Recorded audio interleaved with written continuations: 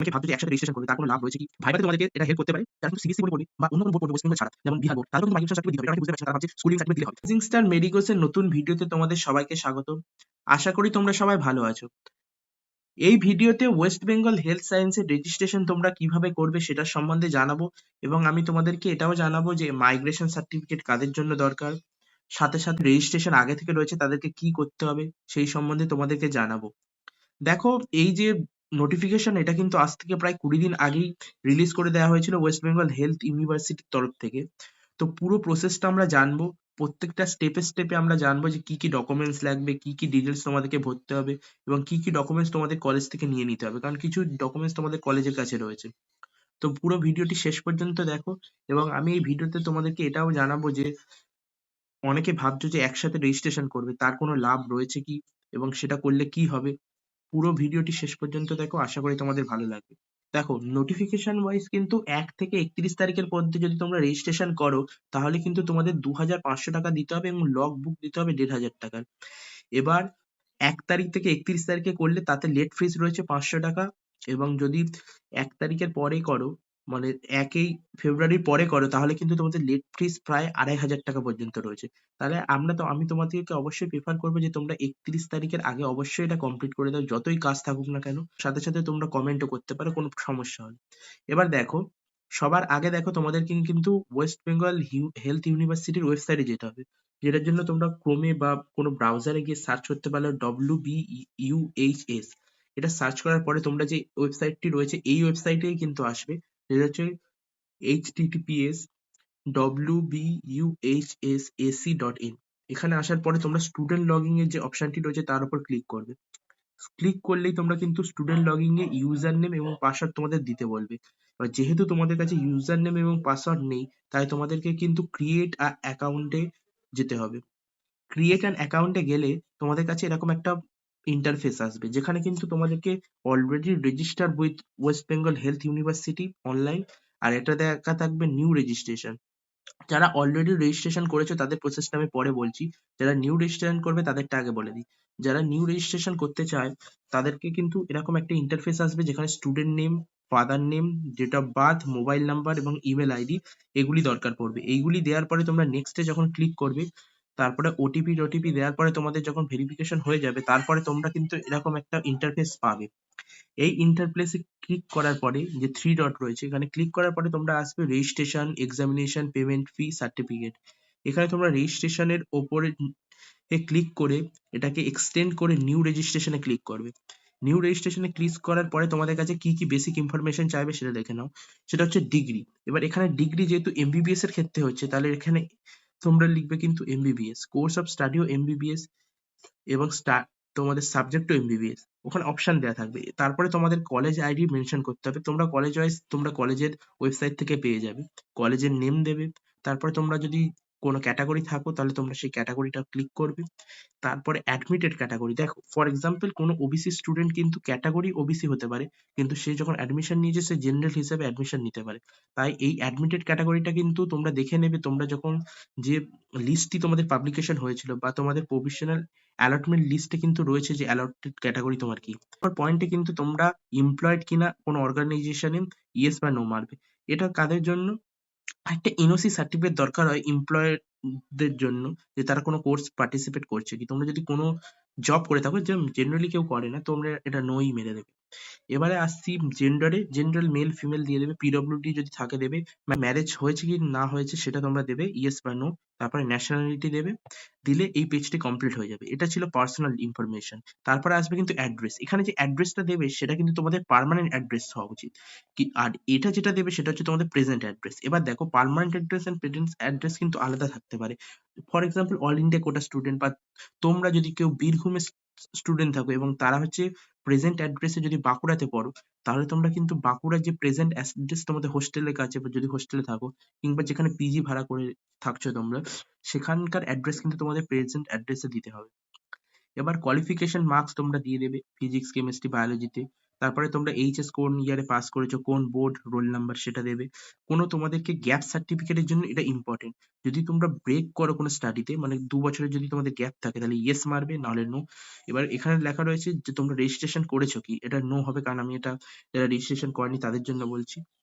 এবার রেজিস্ট্রেশন অন্য কোনো ইউনিভার্সিটি থেকে করেছো কি, এটা খুবই ইম্পর্টেন্ট। দেখো, তোমরা কিন্তু West Bengal university of health সায়েন্সের আন্ডারে যদি তোমরা থাকো, তাহলে কিন্তু তোমরা এই নো হিসাবে ইউজ করতে পারো। ধরো তোমরা অন্য কোনো বোর্ড, বিহার বোর্ড বা অন্য কোনো বোর্ডে যদি কোনো হেলথ ইউনিভার্সিটির সাথে যুক্ত হয়ে থাকো, তাহলেও কিন্তু তোমাদের নো মেরে নতুন ভাবে রেজিস্ট্রেশন করতে হবে। তাই previously registration under any university, এটাই তোমরা ইয়েস মেরে দেবে তখন, যদি তোমরা বিহার বোর্ড বা ঝাড়খণ্ড বা অন্য কোনো বোর্ডে আগে থেকে এনরোল হয়ে থাকো, এবং সেই বোর্ডটার নাম দিয়ে দেবে। এবার UG rank, application number, roll number এইগুলি তোমরা দিয়ে দেবে। এবং সর্বশেষে তোমাদেরকে এই কটি ডিটেলস কিন্তু আপলোড করতে হবে। এক হচ্ছে কাস্ট সার্টিফিকেট, যেসব স্টুডেন্টদের কাস্ট সার্টিফিকেট রয়েছে তারা অবশ্যই কাস্ট সার্টিফিকেট আপলোড করতেই হবে। প্রুফ সার্টিফিকেট হিসাবে তোমরা আধার কার্ড কিংবা জন্ম সার্টিফিকেট ইউজ করতে পারো। এবং ডিক্লারেশন অফ ব্রেকের জায়গায় তোমরা গেপ সার্টিফিকেট ইউজ করতে হবে। মাইগ্রেশন সার্টিফিকেট এবং স্কুল সার্টিফিকেট তোমাদের দিতে হতে পারে। এটা নিয়ে তোমাদেরকে আমি ডিটেলস এক্ষুনি বলছি। এবং সর্বশেষে তোমাদের অ্যালটমেন্ট এবং অ্যাডমিশন লেটার যেটা দিতে হবে। অ্যালটমেন্ট বা অ্যাডমিশন লেটার দুটির মধ্যে একটি দিতে হবে তোমাদেরকে। তোমরা চেষ্টা করবে যে অ্যাডমিশন লেটারটা দেয়, যেটা তোমাদেরকে লাস্ট বারে তোমাদেরকে যেটা সিগনেচার করে দেওয়া হয়েছিল। এবার দেখো, মাইগ্রেশন সার্টিফিকেট কাদের দরকার। দেখো, এটা খুবই ইম্পর্টেন্ট, অনেকে বুঝতে পারছে না। দেখো, তোমরা যদি অন্য কোনো কোর্সে পার্টিসিপেট করে থাকো, অন্য কোনো কোর্স, বিএসসি নার্সিং, কিন্তু না, বিএসসি নার্সিং হলে কিন্তু তোমরা ওয়েস্ট বেঙ্গল হেলথ ইউনিভার্সিটির মধ্যে পড়বে। কিন্তু বিএসসি বা বিকম এইসব যদি কোনো অন্য জেনারেল কোর্স তোমরা করে থাকো যেটা ওয়েস্ট বেঙ্গল হেলথ ইউনিভার্সিটির আন্ডারে নেই, তখন কিন্তু তোমাদেরকে মাইগ্রেশন সার্টিফিকেট দিতে হবে। এবং শুধু তাদের নয়, তার সাথে সাথে যারা কিন্তু সিবিএসসি বোর্ডে পড়বে বা অন্য কোনো বোর্ড পড়বে ওয়েস্ট বেঙ্গল ছাড়া, যেমন বিহার বোর্ড, তাদেরও কিন্তু মাইগ্রেশন সার্টিফিকেট দিতে হবে। এটা অনেকে বুঝতে পারছে না, তারা ভাবছে স্কুল লিভিং সার্টিফিকেট দিলে হবে, কিন্তু এটা নয়। কিন্তু সিবিএসসি থেকে যদি তোমরা 12 পাস করে থাকো, তাহলে কিন্তু তোমাদের মাইগ্রেশন সার্টিফিকেটটা দিতে হবে। বলো মাইগ্রেশন সার্টিফিকেট আমরা পাচ্ছি না, আমি কিন্তু বলছি সিবিএসসি থেকে কিন্তু মাইগ্রেশন সার্টিফিকেট দেওয়া হয়। তোমরা চাইলে কিন্তু চেক করতে পারো, কারণ আমাদের স্কুল থেকে মাইগ্রেশন সার্টিফিকেট দেওয়া হয়েছিল আমি যখন সিবিএসসি তে পড়তাম। এবং সাথে সাথে কিন্তু তোমরা চাইলে কিন্তু ডিজি লকার থেকে এটি পেয়ে যেতে পারো, সেটাকে তোমরা ইউজ করতে পারো। তো তোমরা ডিজি লকারের আধার কার্ড দিয়ে লগ ইন করে তোমরা সেটা কিন্তু দেখে নিতে পারো তোমাদের যদি দরকার হয়। তাহলে মোটামুটি এটাই ছিল, এইসব ডিটেলস গুলো তোমাদের দরকার ছিল। এবার আরো আমরা ভালোভাবে দেখে নিই যে কোন কোন ডকুমেন্টস। এখানে দেখে নাও, ফটোগ্রাফ, সিগনেচার। এই সিগনেচারটা কিন্তু তোমরা সবসময় বড় ভাবে করবে এবং ব্ল্যাক পেনে করবে, যাতে তোমাদেরকে সুবিধা হয় সিগনেচারটা আইডেন্টিফিকেশন করার। এটা তোমাদেরকে পরে প্রবলেম হতে পারে। তো তোমরা সিগনেচারটা খুবই বড় অক্ষরে করবে, এবং সাথে সাথে এটা 10 থেকে 40 কেবির মধ্যে থাকবে। যেসব ফরম্যাট গুলি রয়েছে সেটার মধ্যে তোমরা কম্প্রেস করে নেবে, কোনো ফাইল ডাউনলোড করে তোমরা এটা কম্প্রেস করতে পারো। এবং সাথে সাথে এজ প্রুফ আমি বলেই দিয়েছি। ওয়েস্ট বেঙ্গল রেজিস্ট্রেশন সার্টিফিকেট যদি কারোর আগে থেকে হয়ে থাকে, এনওসি সার্টিফিকেট এমপ্লয়েডের জন্য আমি তোমাদের বলেছিলাম। এবার ডিক্লারেশন অফ গ্যাপ সার্টিফিকেট, যেটা এডুকেশন কোয়ালিফিকেশনের যে মার্কশিট রয়েছে সেইগুলি, এবং সাথে সাথে পাস সার্টিফিকেট আর মার্কস সার্টিফিকেট সিবিএসসি স্টুডেন্টদের একই হয়, তারা দুটো জায়গায় একই দেবে। এবং পাস সার্টিফিকেট তোমাদের কিন্তু সিবিএসসি স্টুডেন্টরা ডিজি লকার থেকেও ডাউনলোড করতে পারে, একটা আলাদা পাস সার্টিফিকেট থাকে। পিডব্লিউডি সার্টিফিকেট যারা পিডব্লিউডি স্টুডেন্ট রয়েছে, এবং ন্যাশনাল সার্টিফিকেট যারা ইন্ডিয়ান নয়। মোটামুটি এইসব জিনিস তোমাদের দরকার। আমি তোমাদেরকে লাইভ অবশ্যই দেখাবো যে তোমরা কিভাবে পুরো রেজিস্ট্রেশন প্রসেসটা করতে পারো। এবার দেখো, তোমরা রেজিস্ট্রেশন করার পরে কি হবে, তোমরা যখন রেজিস্ট্রেশন করবে তারপরে কিন্তু কলেজের গিয়ে তোমরা জিনিসটা জমা দিতে হবে পুরো প্রিন্ট আউট করে। এবার কলেজ কিন্তু ভেরিফিকেশন করবে, করে কলেজ কিন্তু সেটা ইউনিভার্সিটিতে পাঠাবে, এবং তারপরে কিন্তু পুরো ভেরিফিকেশন প্রসেসটা কমপ্লিট হবে। এবার দেখো, একটা জিনিস তোমরা বোঝার চেষ্টা করো।